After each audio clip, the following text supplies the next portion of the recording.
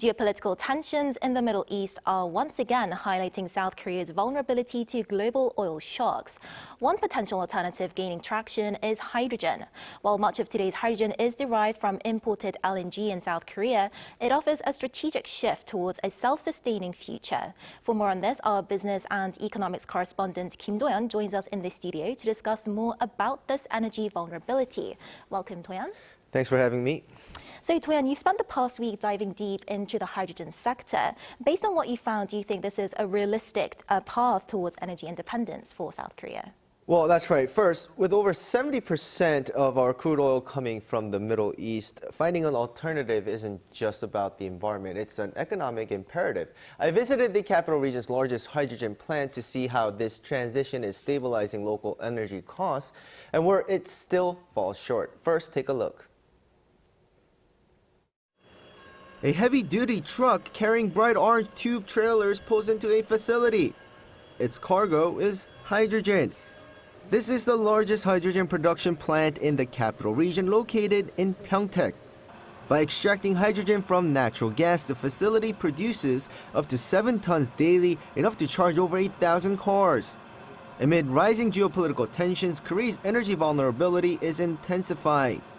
The country relies on the Middle East for over 70% of its crude oil. However, only 20% of its natural gas comes from the region. While global gas prices fluctuate, they are currently trending downward, offering a crucial buffer against oil shocks. Because the natural gas supply chain is highly diversified compared to oil, distribution is much more stable. The retail price of hydrogen has remained stable at around 10,000 won per kilogram. Fully charging a passenger car costs roughly 50,000 to 60,000 won. While global natural gas prices do fluctuate due to geopolitical risks, the Korean government heavily subsidizes hydrogen retail costs to shield consumers. The rationale behind absorbing this financial burden is simple: cleaner air. Extracting hydrogen from fossil fuels like LNG still creates carbon dioxide. This facility right next door addresses that flaw directly by capturing 100% of the CO2 emitted during the process and putting it into use. The captured carbon is compressed, frozen, and repurposed into dry ice, turning a greenhouse gas into usable commercial asset. The captured carbon can also be supplied to major e-commerce logistics centers and local shipyards to power welding. But operators are looking beyond secondary sales. The ultimate goal is turning captured CO2 back into energy. Once the conversion technology is optimized, our vision is to manufacture and supply next-generation aviation fuels directly from this plant. The reality is that natural gas is still an imported fossil fuel. Hydrogen produced this way is not complete energy independence. But by neutralizing emissions and localizing the supply chain, this infrastructure serves as an essential stepping stone toward a truly green energy future. So, Do-yeon, as you just pointed out in your report, natural gas is still an imported fossil fuel. So can we really call this energy independence?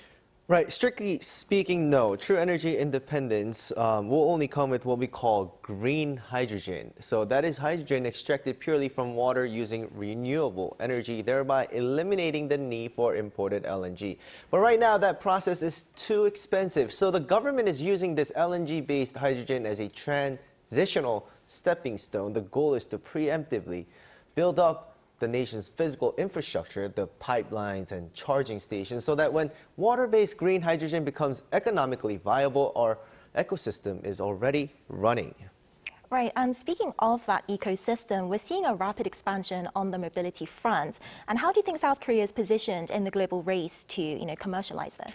Well, the nation is actually starting from a position of strength. So last year, Korea sold the most hydrogen-powered passenger cars globally. And moving forward, the government is aggressively pushing to deploy significantly more hydrogen transit buses and heavy-duty trucks on our roads. However, the global competition is intensifying. So Beijing just announced its own 5-year plan to expand hydrogen energy driven by the same exact Middle East energy anxieties that South Korea faces. While South Korea currently leads in sales and fuel cell technology, China is bringing massive state capital to the table to maintain the nation's current super gap against rivals, successfully localizing that water-based green hydrogen technology remains the most urgent task. Right, seems to be a critical transition period for the country. Indeed. So thank you for your report, Do-yeon. My pleasure.